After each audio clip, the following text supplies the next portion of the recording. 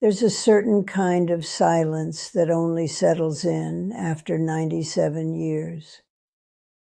It's not the peaceful quiet you read about in books. It's a heavy silence, filled with the ghosts of past conversations and the ticking of a clock that seems to get louder every single day. For most of my life, I believed that hard work and careful planning were the armor you wore against the uncertainties of old age. I was fiercely independent, you see. It was more than a habit. It was the very core of who I was. I outlived my husband, my friends, and the world I once knew, all while standing on my own 2 feet, but armor cracks. And one afternoon, reaching for a simple teacup, I learned a brutal truth that no one ever prepares you for. It isn't death you should be afraid of. It's the cost of living too long. And I'm going to tell you what I did when I realized my entire life savings were nothing more than a rounding error in the face of that cost. This little house has held my life for 60 years. Every scuff on the floorboards, every faded patch on the wallpaper is a memory.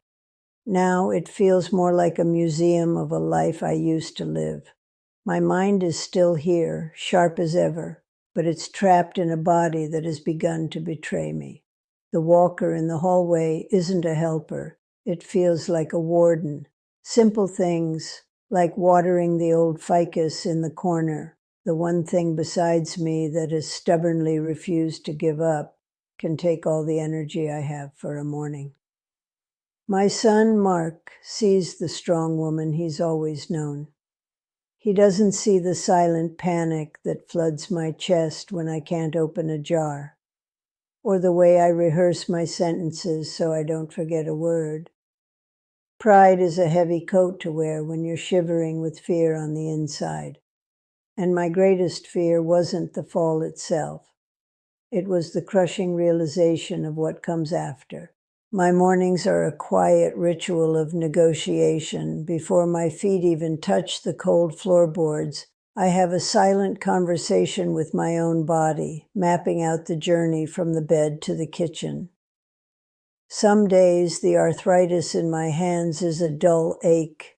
On others, it's a sharp electric warning. My world has shrunk to the size of these 4 walls, and my greatest expeditions are to the front porch to check the mail. I talk to the ficus in the living room, the one my husband, Arthur, bought for our 10th anniversary. "Still here, old friend," I'll whisper while wiping dust from its waxy leaves. It's the one living thing that has kept pace with me. The ticking of the grandfather clock in the hall isn't a measure of time anymore. It's a companion, a steady heartbeat in a house that has grown too quiet. This house isn't just wood and plaster. It's a library of my life, and I am its last solitary librarian, terrified of the day I can no longer turn the pages. Pride is a lonely fortress. When my son Mark visits, I put on my best performance. I make sure the teacups are set out before he arrives, a small proof that I am still capable. He sees his mother, the unshakable woman who survived a war and buried a husband without ever showing the cracks. He doesn't see the tremor in my hand as I pour the tea, or the way I grip the countertop for balance when his back is turned. He doesn't know about the memory that haunts my sleep, my own mother, in that sterile state-run home, her eyes vacant, her name forgotten by the staff. Arthur used to say, "Eleanor, you were always the strong one." I held on to those words like a shield, but a shield gets heavy after 97 years, and I can feel my arms beginning to buckle under the weight of it, hiding a fear far greater than death. The fear of becoming a burden. It was a Tuesday, I think. The days blur together now. The sun was streaming through the kitchen window, catching the dust motes dancing in the air. I was reaching for my favorite teacup, the one with the tiny chip on the rim that Arthur always said gave it character. My hand was steady, my mind was clear, and then it wasn't. It wasn't a dramatic crashing fall. It was a slow, quiet betrayal. One moment I was standing, the next my world was tilting, the floral wallpaper sliding sideways. The floor met me with a dull, indifferent thud. There was no pain, not at first, just a profound, hollow silence. The teacup, miraculously, hadn't broken. It had just rolled a few feet away, sitting perfectly upright on the linoleum, a silent witness. It was right there, so close, but it might as well have been on the moon. In that moment, lying on my own kitchen floor, I understood that the distance between me and that cup was the new measure of my life. I lay there for what felt like an hour, listening to the hum of the refrigerator and the ticking of the hall clock. It wasn't injury that kept me down. It was the sheer weight of the moment. Getting up was a clumsy, undignified negotiation with gravity, my hands shaking as I used the leg of the kitchen table to haul myself upright. I sank into a chair, my heart pounding not from the exertion, but from a cold, creeping dread. The fall itself was nothing. The what if was everything. What if I had broken a hip? What if I couldn't get up? Who would find me? The thought didn't just scare me, it lit a fire of pure panic. With trembling fingers, I walked to my small desk, opened the laptop Mark had set up for me, and typed the words I had avoided for years. Cost of nursing homes near me. The screen glowed with a cold blue light, and I clicked the first link, my breath catching in my throat. The website said $8,000 a month. I stared at the number, but I didn't just see money. I saw a verdict. It was the world in cold, hard print, telling me that a lifetime of work, of saving every spare dollar, of raising a family, of being a good person, it wasn't enough. I took out a pen and a small notepad, my hand shaking so much the numbers were barely legible. I wrote down my savings, the small pension Arthur left me. I did the math once, then twice. The answer was the same. My entire life savings, the fortress I had built brick by brick to protect me from this exact moment, would be gone in less than a year. It felt like a punch to the gut. The system wasn't designed to catch me. It was designed to bill me until there was nothing left. A wave of shame washed over me, so powerful it almost knocked me back to the floor. I had failed. After all my planning, I had failed. That night, sleep didn't come. The house, my sanctuary for 60 years, suddenly felt different. It was no longer a shell of memories. It was a trap. The ticking clock was no longer a companion. It was a countdown. Every creak in the old floorboard sounded like a step toward the door of a facility I couldn't afford, toward a room that wasn't mine, toward becoming a nameless face in a hallway, just like my mother. The pride I had worn like armor for 97 years had been shattered into a million pieces on the kitchen floor. My denial was gone, replaced by a raw, suffocating fear. The problem was no longer a distant shadow on the horizon. It was in the room with me, sitting in the chair across from me, watching me, waiting. My quiet life was over. A war had just been declared against time and money, and I knew with a certainty that chilled me to the bone that I was destined to lose. For the next few days, I became a ghost in my own home. Sleep was a luxury I could no longer afford. I would sit in the dark in Arthur's old armchair and just listen to the house settle. The ticking clock, once a comforting rhythm, now sounded like a hammer, nailing the lid on my coffin 1 second at a time. I would pull out the notepad with those terrible numbers and just stare at them, as if looking longer would somehow change the math. A profound shame, cold and heavy, settled in my bones. It wasn't just about the money. It was the story the money told, a story of failure. I had worked my entire life to be the strong one. the one who had everything figured out. And here I was, at the very end, realizing that my life's work amounted to nothing more than a few months' rent in a place I didn't want to be. The pride I had carried for nearly a century had evaporated, leaving me hollow and exposed. The worst part was the image of my son, Mark, that kept replaying in my mind. I saw myself in his house, a silent, resentful figure in a corner chair. I saw his wife, a kind woman forcing a smile as she helped me with my food. I saw the strain in Mark's eyes, the quiet sigh when he thought I wasn't looking. In this vision, I had no voice. I was just a collection of needs, a list of expenses, a problem to be managed. The thought of our relationship built on love and respect, curdling into one of weary obligation, was a pain sharper than any broken bone. My greatest fear wasn't being poor.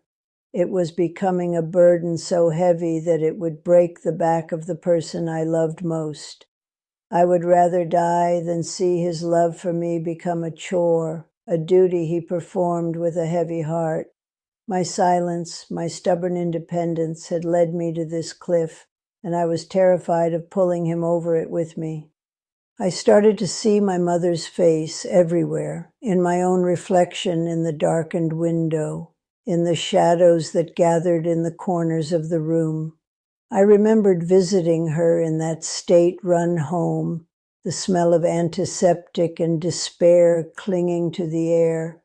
Her eyes were vacant, her powerful spirit extinguished, reduced to a number on a chart. For 50 years I had run from that image, building a life founded on one simple, desperate promise: that will not be me. And yet here I was. The path I was on led directly to that same sterile hallway, that same loss of self. My careful planning, my fierce independence, it was all an illusion. I had been so focused on not being a physical burden that I never considered the crushing weight of being a financial one. I had spent a lifetime trying to outrun my mother's fate, only to find myself walking in her exact footsteps, the ground crumbling beneath my feet. It was in the deepest part of the night, maybe 3 a.m, when the house is at its most silent, that I hit the bottom. I was sitting in Arthur's old leather armchair, the one that still holds the faint scent of his pipe tobacco. The notepad with the numbers was on the table beside me, a monument to my failure. I felt a hollow ache in my chest, a final, crushing acceptance of defeat. My life was over, and someone else would write the last pathetic chapter.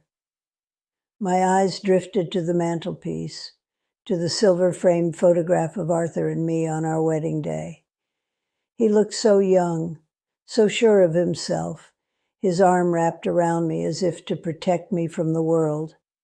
I looked at his smiling face, and a fresh wave of shame washed over me. I had failed him. I had failed the strong woman he believed me to be.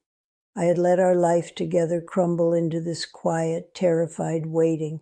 But as I stared at his image, something shifted. It was as if his voice, clear as it was 60 years ago, cut through the silence in my head. He wouldn't be disappointed in the numbers on that notepad.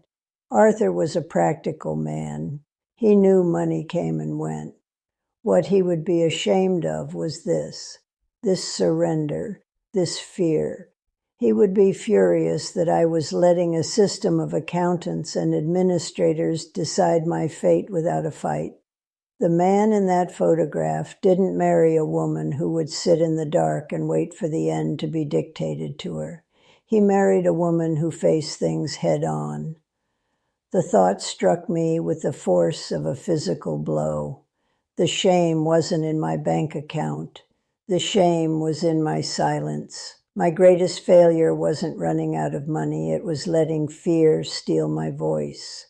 A strange clarity washed over me, cold and sharp. I had been fighting the wrong war. I was trying to battle time and money, two forces I could never defeat.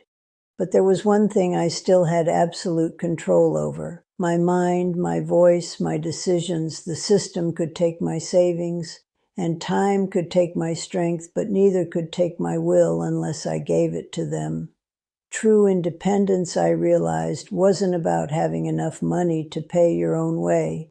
It was about having the courage to write your own terms, even when you have nothing left to bargain with.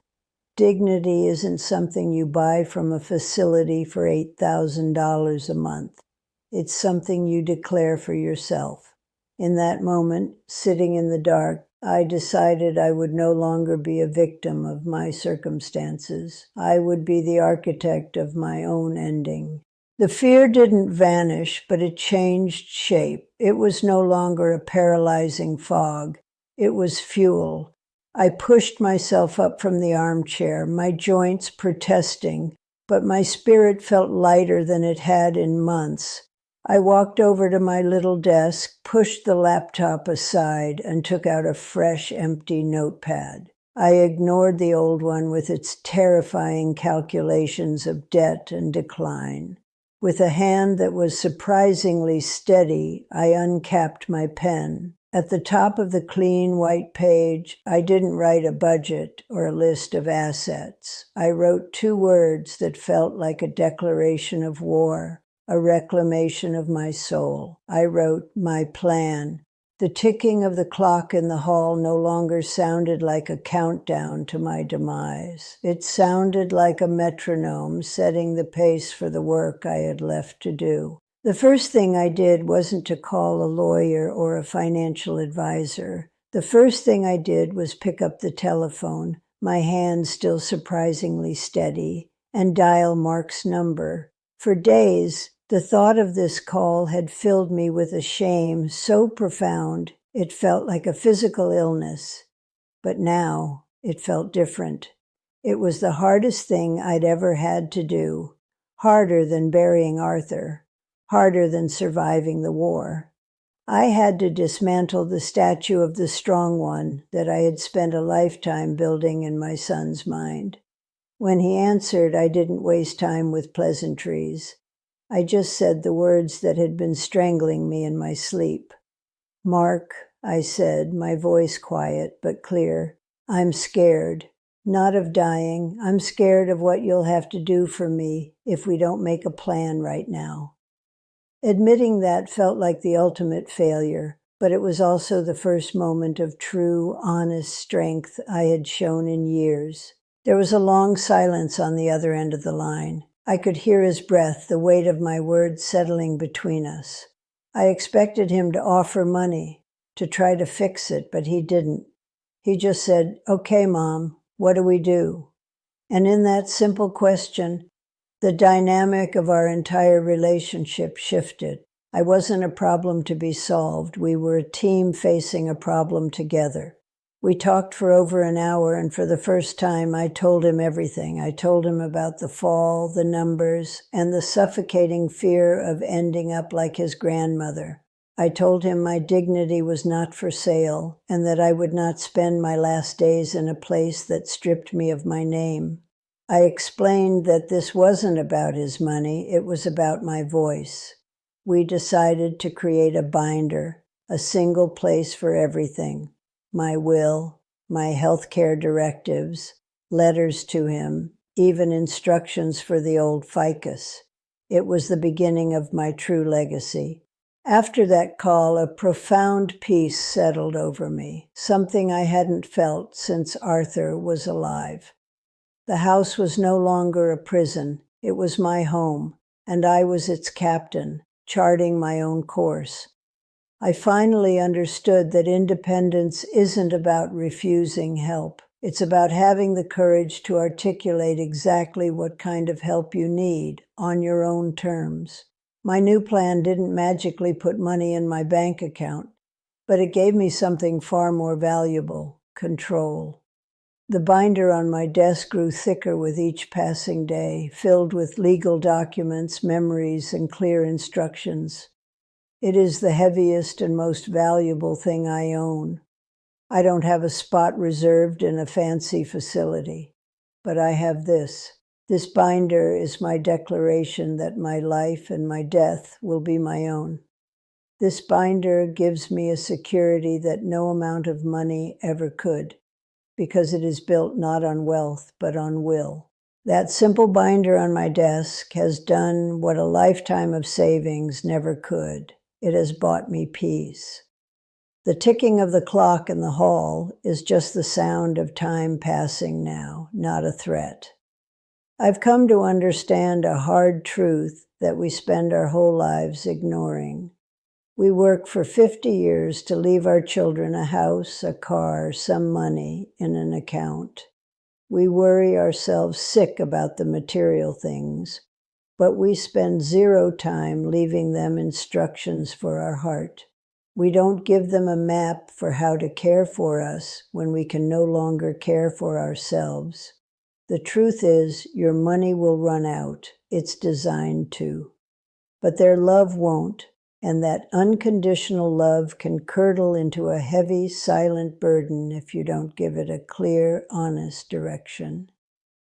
My greatest legacy to my son won't be this house. It will be the peace of mind of knowing exactly what to do. For 97 years, I thought independence meant never having to ask for help.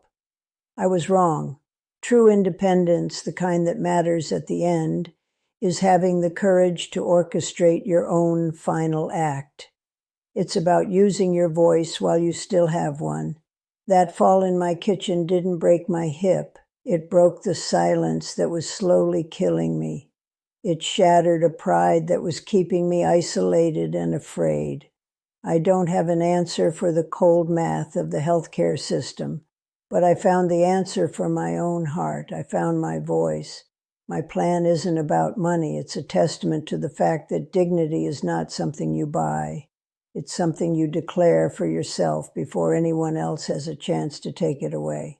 So let me ask you, before it's too late, have you told the people you love what your peace of mind truly looks like?